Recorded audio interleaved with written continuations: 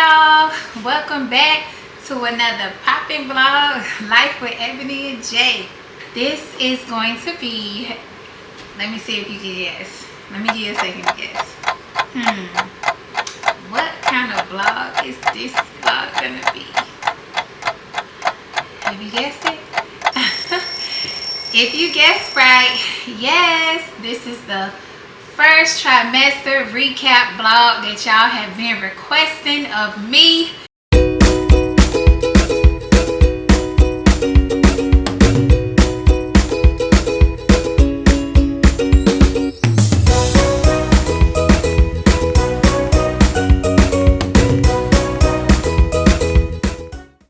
And I'm finally gonna be able to sit down, or finally getting able to sit down and make this vlog for y'all. I've been gathering up my notes and all of that stuff over the last several weeks of the first trimester, so that way I can have this information almost down packed for y'all. Not perfect, because nothing's perfect, but down packed for y'all, you know. I didn't get a chance to vlog much footage of my experience because I was just dealing with a lot in this first trimester and stuff from a day-to-day basis. And I just got everything here in my notes for you guys here in my phone. So y'all go ahead, get your popcorn ready, get your nice ginger ale or whatever it is you need to drink and sip on to hang out with me for a little while we go ahead and run down everything that involved my first trimester experience with baby number 9. Yes, you heard me right, with baby number 9. If you all don't know, if you're new here and this is the first vlog you're watching on our channel, we have 8 children already. Age ranges from 22 years old down to 3 years old. We have 6 boys and 2 girls, and now we found out that we have another baby girl on the way.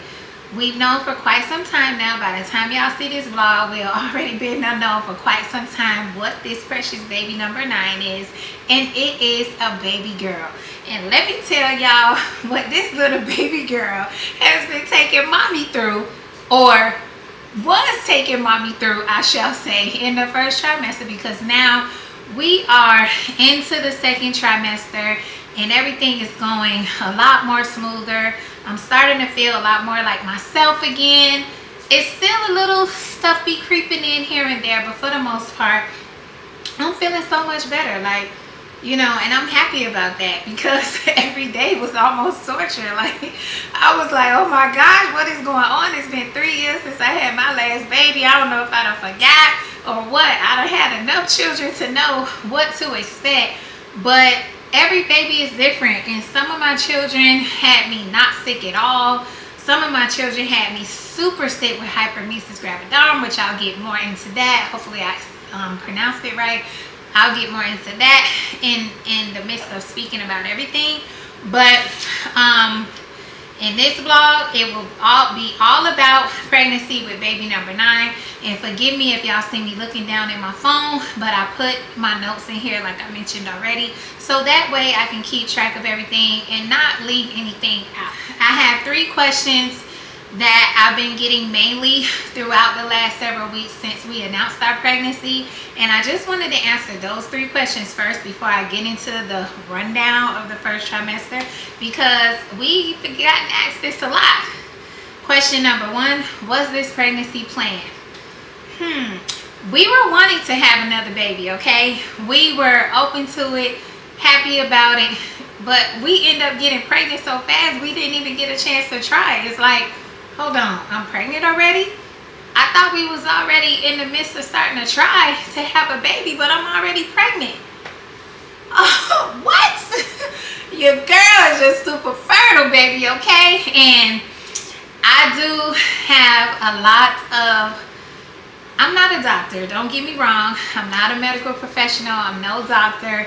So all of the information that I do have is just coming from trial and error, experience and research, and me finding out things as I go. And throughout that time, I've gathered up a whole lot of information that's extremely helpful when trying to conceive, and what you can do to increase your chances to conceive at any age for the most part, especially me being in my upper 30s, because I am up there well into my 30s, and as we all know, the older a woman gets, sometimes it can be harder to conceive, and a lot of people deal with infertility issues and stuff like that. So if y'all comment down below if y'all want to begin to see some of the videos that I can drop for you guys with a lot of helpful information of things you can take and things you can do, and the way you can track your ovulation and all of that stuff to conceive within the first month, or hopefully guaranteed within 3 cycles. As you all know, I'm a mom of now 9 babies, so I think I know a little something about gathering up information about fertility and stuff like that. So if y'all want to see those types of videos from me on this channel, please let me know, comment down below, and I will begin to make some of those videos for y'all. I guess I'll have it be like a series or something like that, where I'll dive into tips and tricks on how you can improve your chances of conceiving a baby naturally. So to answer your question, I guess you could say yes, baby number 9 was planned. It just happened like this. Like, we didn't even get to try. Like, oh gosh, don't get me wrong, we was having fun and engaging and stuff like that, but we hadn't sat down yet and said, yeah, we're gonna go ahead and do this. Or we did sit down and talk about it and go ahead and take the steps moving forward to start trying, but we were already pregnant. So that was a huge blessing. Thank God for that. Second question, how do you feel about having another baby with your spinal cord injury, and why? For those of you who may not know, I do have a severe spinal cord injury that resulted from an accident when I was 6 months pregnant with our 6-year-old son, which is baby number 6, but now he's 6 years old, gonna be 7 in December. And I had a really bad car accident when I was pregnant with him. Someone T-boned my car, slammed into my car right on the driver's side of my vehicle, and it shattered parts of my lumbar spine, and of course did other damage to my spinal cord as well. And since then, I've had 2 back surgeries, and I was gearing up to have my 3rd major back surgery, where I would have to have a lot of different things done, artificial discs, artificial other things implemented to stabilize my spine, and also rods and screws as well that involve stabilizing my spine as well. And my doctor was letting me know, like, you know, if you do plan on having any more kids, once you have this surgery, you will have to deliver via C-section, because you're not going to be able to bear down and push with all of that hardware and stuff that we're going to be placing in your spine. So that gave us something to think about. So we were like, wow, do we really want to think about getting pregnant after going through something like that? No, we really didn't want to, especially when, you know, I'm doing the best that I can day by day to make it through the pain. My husband helps out a lot, and my doctors are helping me out a lot to manage the pain and stuff like that. That will be healthy for baby. So, you know, we are doing good, and I feel good about being pregnant while having my spinal cord injury. I know each day is different from the other, and this whole situation, being pregnant with this spinal cord injury, is not easy, but I had to endure it with my last 2 children. I carried them, I gave birth to them, and I'm here just fine, getting ready to go through the journey. I've been carrying this baby and gonna be birthing her later on in the future, and God is just keeping me strong. And it is extremely painful every day dealing with my spinal cord injury, but it's not something that I'm not used to. So I just have to, you know, kind of tweak my days to, you know, to benefit me pain wise and stuff like that. So it's gonna be good. Baby's gonna be good. Baby's healthy. Baby's good so far, and I'm just sticking it out every day, being the strong mommy that I am. And I know that we'll get through this just like we got through the last births of our children. But we just wanted to get this one out of the way and have my surgery and then be done, you know? Third question, how do your kids feel about gaining another sibling? I got asked this so much, y'all. They are extremely happy. Like, some of them were surprised, like, what, Ma? You pregnant again? Show me proof. For real? I'm like, show you proof? Who you supposed to be? You my child. What you mean, show you proof? But yeah, ultimately, they are all extremely excited. Nobody was like, or oh no, or I don't want. They was just extremely happy about the idea of gaining another sibling. Now, some of them did want another brother. Some of them did want another sister. And some of them said, as long as it's a healthy baby, it doesn't matter what the baby is. And yeah, now we know we have another baby girl coming, our third baby girl that will be joining the tribe with our 6 boys and 2 girls. So it's gonna be cool. It's gonna be dope. So yeah, if you guys haven't gotten a chance to watch our pregnancy announcement vlog, please go watch that. It was super raw, super emotional, super loving, super caring. We just did it on a whim. We wasn't sure if I was pregnant or not, but I know I had missed my period. So that's a wonderful dope vlog to watch. And also our gender reveal vlog and the gender reveal reaction after the reveal vlog. So hopefully y'all get a chance to watch those vlogs. Don't forget to like, comment, subscribe, and bang that notification bell so you'll be notified every time we post a new video, okay? So, weeks 3 and 4 symptoms. I'm gonna talk about this first. When you're in the 2-week wait, it's like your body is changing. Your hormones are starting to prepare your body for pregnancy, and the symptoms that stem from all of this happening could be everything ranging from, some women have symptoms 8, 9 DPO, 14 DPO, and DPO is days past ovulation. And some women don't have any symptoms until after they test positive, or a couple weeks after they test positive, or not at all. It all depends on how your hormones fluctuate and all of those things. So for me, weeks 3 and 4, I experienced extreme fatigue, vivid dreams, sore breasts, missed period, of course, lots of acne. And to this day, I'm still experiencing lots of acne. And I'm not a person who will break out a lot in my adult life, but now I'm breaking out like crazy all the time with this baby. And might be TMI, but lots of gas. I have to keep Tums with me because my stomach be acting up. And extreme thirst. I'm always thirsty. This is how I was with our last child, our baby girl. She's 3, Journey. Always thirsty, craving water, ice, ginger ale, just always have to drink. You know, that comes with the next symptom, using the bathroom all the time, going to the bathroom. And I experienced a couple of dry patches on my chest and on my back. That's what kind of gave me the clue and hint, like, hold on. Usually when I experience these dry patches on my back and chest or whatever, that means I'm pregnant, because I know how my skin reacts and stuff. So ultimately, we found out, yeah, girl, that's why you was having all those feelings and your skin was doing what it was doing, because you were expecting. Moving on with symptoms from weeks 5, 6, 7, and 8. Excuse me, y'all. The food aversion started. Like, I would just get smells and get ready to eat something, and I'm like, I can't eat that. I really feel like I'm about to puke. I just can't do it. And the headache started. The nausea all day long, to the point where I had to get prescribed Diclegis to help with the nausea. It's a medication that they prescribe for pregnant women. It's a white pill with a pregnant woman on it, and you can take that to help combat nausea and stuff like that. And if you've experienced hyperemesis gravidarum, I think that's how you describe it. I had it really, really bad with my 6 and 7 child, and they were only 12 months apart. So it was torture. I was extremely small.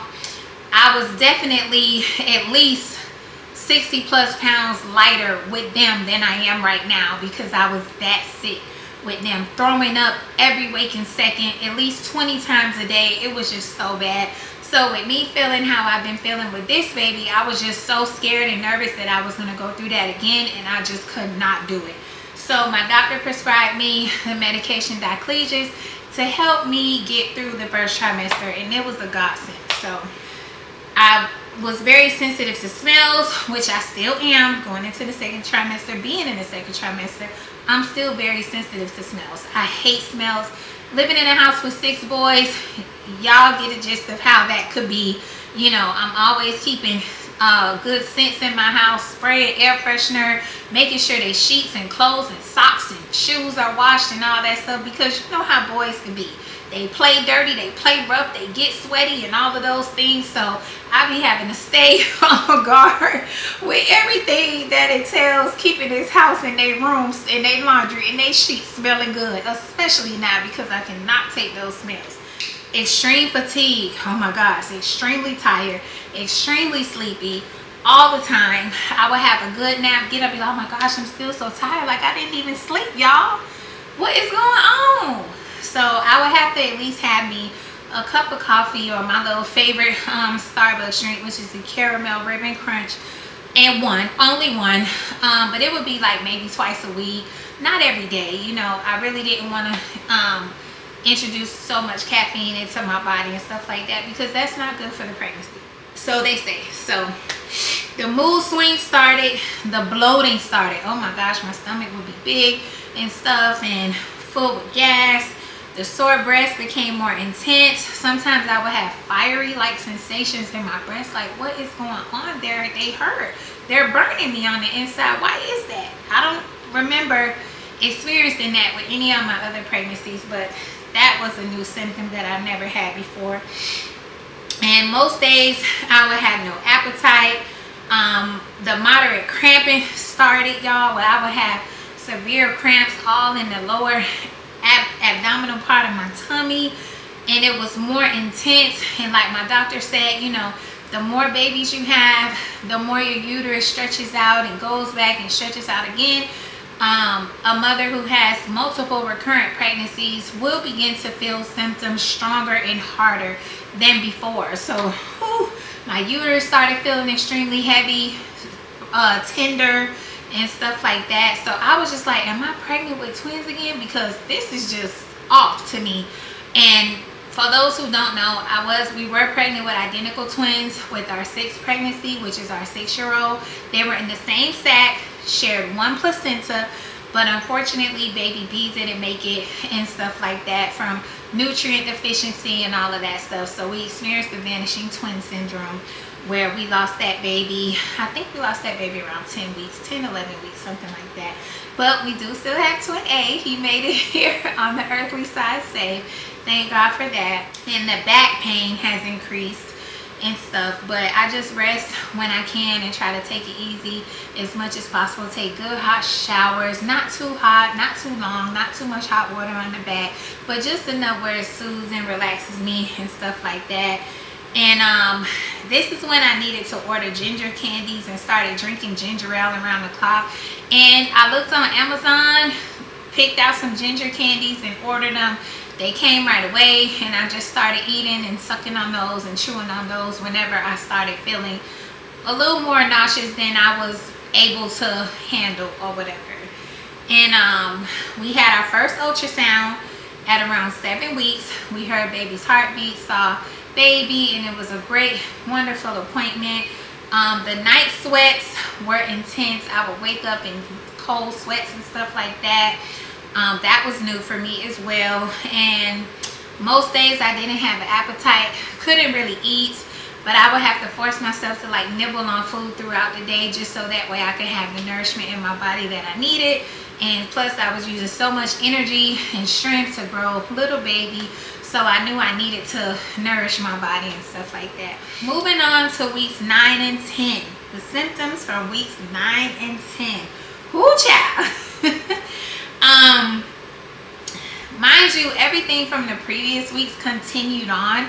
It's just as the weeks progressed, I started feeling different things. So weeks 9 and 10, the heartburn started really bad. The frequent bathroom trips increased like crazy. And cravings for tahini and pickles, tacos, fruit, and fruity drinks started. Like, that came out of nowhere. I was like, I need this. I need this now. I need it every day, a couple times a day. Oh my God.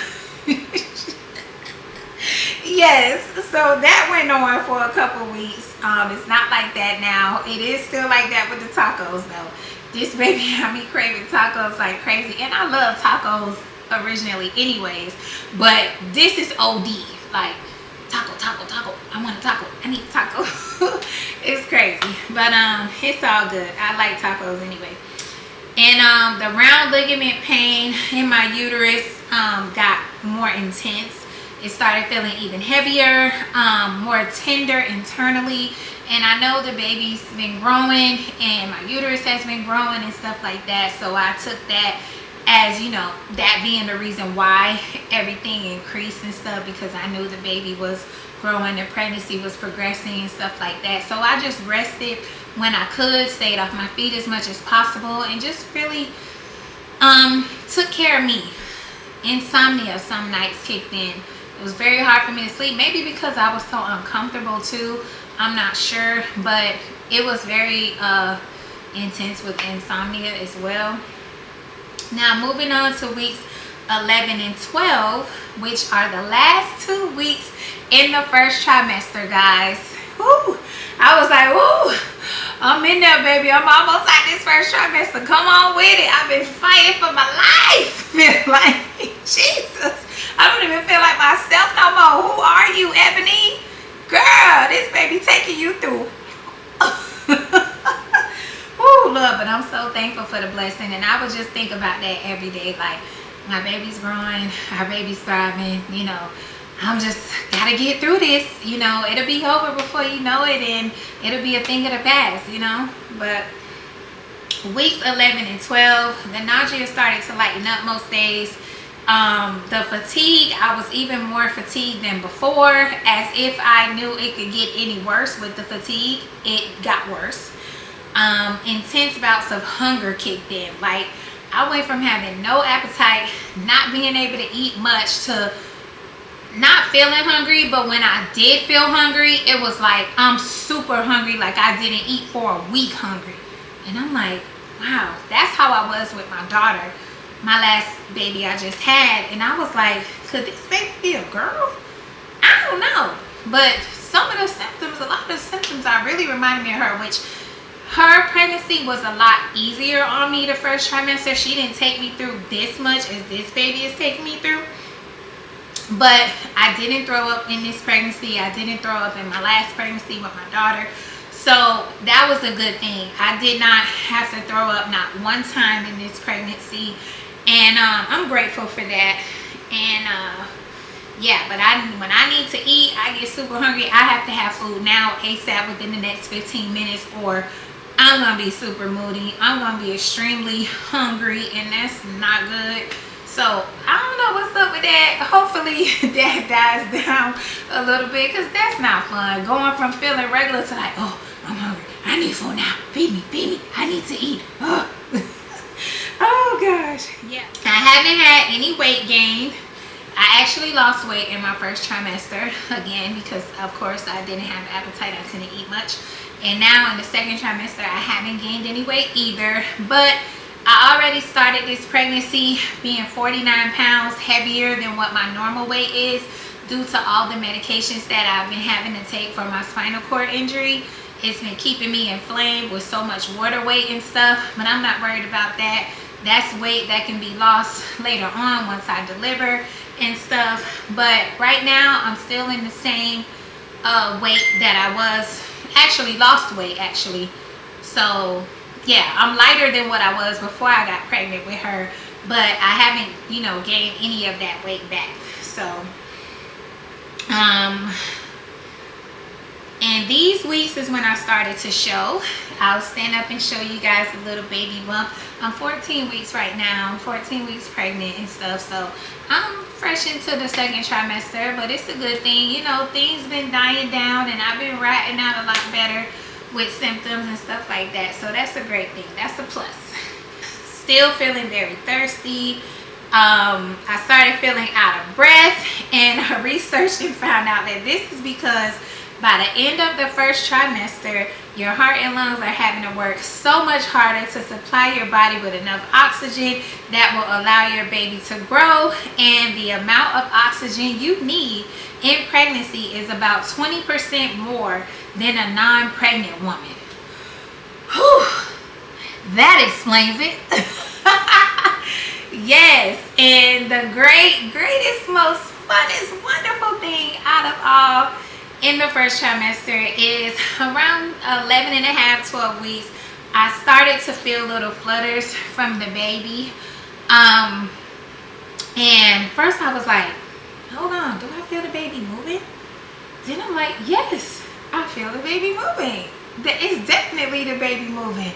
And each day it just gets stronger and stronger, stronger and stronger. When we had our second trimester ultrasound, we found out that I have a posterior, I believe it's posterior placenta. So the tech was like, well, you may be feeling your baby a lot earlier than a normal pregnant woman with the anterior placenta. Most likely would have been able to feel the baby move a lot sooner. And I let the tech know, like, yeah, I just started feeling the baby actually not too long ago. And she was like, yeah, that's why, because the placenta is right under and behind the baby, which leaves all of the space for mommy to feel baby moving around a lot sooner. And we'll talk about, of course, me having to get off of all of the medications that I was taking for my spinal cord injury had to happen, you know, for the benefit and safety of the baby. So it's been a little time with that, adjusting, but I've been doing what needs to be done to make sure I'm not on any of those medications and stuff like that during my pregnancy to keep mommy and baby safe. I'm just gonna stay off of those meds and all of those stuff because we'll get through without any of those medications. But I had to stop taking all of the daily medications for my high blood pressure as well. And my doctor prescribed me a different medication that works better for pregnancy for a person that has been diagnosed or living with chronic high blood pressure. And it's been having my blood pressure be great. The numbers are great. My pulse is always great. So everything is working good. And it's the same medications that I was on for my last 2 pregnancies as well. So everything is going to work out great. Everything's going good. My health is great. My health is wonderful. Baby's health is great. Baby's health is wonderful. I think I said that earlier in this vlog. So dealing with the pain from my spine, I just incorporate things like soap baths, anything that will help with nerve pain naturally and stuff like that. And plus lots of rest and staying off my feet as much as possible and stuff. So that's been a thing that I've been incorporating too. And this has been a beautiful blessing and experience, even with this roller coaster ride of the first trimester. Y'all excuse me for looking at my phone. I just want to make sure I don't forget anything in this vlog. I'm going to be very informative with what's been going on and stuff like that.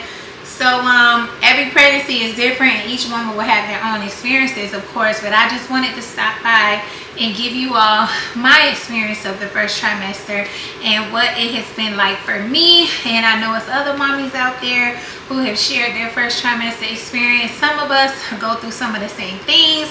Some of us go through many different type of things, but we're all under the same umbrella. We're all busy growing little humans, little babies, and we're going through a lot sometimes, some more than others and stuff like that. But the end goal is to deliver a healthy and safe baby, and we definitely handle what we need to handle to make sure that end goal is met. So I salute y'all mamas out there. I'm with y'all in this. I was going through that stuff in the first trimester right with y'all, watching the YouTube videos like, oh, I'm going through that too. Oh, it's gonna be all right. It's a light at the end of the tunnel, y'all. It gets better. Stay strong and know that it gets better, you know. And do what you can do naturally to ease whatever symptoms you could be having and stuff like that, and really incorporate a lot of self-care, because that's what I've been doing. That's what really has helped me a lot. I've been incorporating a lot of self-care, a lot of time for me stuff, because my body has been going through a lot. Excuse me, out of breath trying to talk. My body has been going through a lot, but things are getting better now that I'm in the second trimester. I look forward to bringing y'all along on my pregnancy journey throughout the second and the third trimester and through the delivery as well. And I will be making as many vlogs as I can, keeping you guys up with this pregnancy and stuff. And for the most part, y'all just continue watching our channel, please.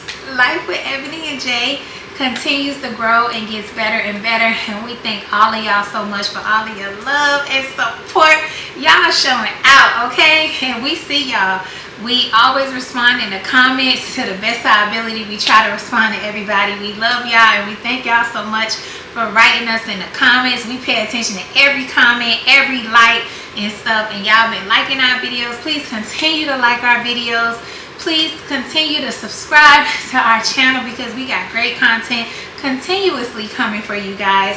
And we just now incorporating all of this pregnancy journey stuff into our vlogs as well. And for all of you mamas out there, I really hope this video helped you, and I really hope that you know that I'm with you in this, and this is one of the reasons why I made this video, to just be a little informative and give a couple of tips on what you can do to ease through your first trimester. And I hope that it does help some of you, if not all of you out there that watch my video and stuff. And we look forward to all of the videos coming forth in the second trimester, the third trimester, and everything gearing up to prepare for baby and the delivery of the baby and what it's like the first few days with the newborn. We'll do that vlog as well, so y'all just stay tuned. But in the meantime, in between time, always remember, it's not the destination, it's the journey. And before I leave, I'm gonna show you guys a bump shot. This dress is probably not the most favorable dress to show bump shots in, but this is a little bump here. This is baby. This is baby. Not showing a whole lot for the most part, but I got a little bumpy bump there. Yeah, a little bumpy bump there. Yeah, a little bumpy bump there. Yeah, a little something. She poking through though. She poking through. But we'll see you guys in another vlog. Thank y'all for sitting throughout this video with me. And if you have any questions, anything you want to get help with, or any suggestions that you want from me, just let me know. Hit me up in the comments, y'all. Until then, later.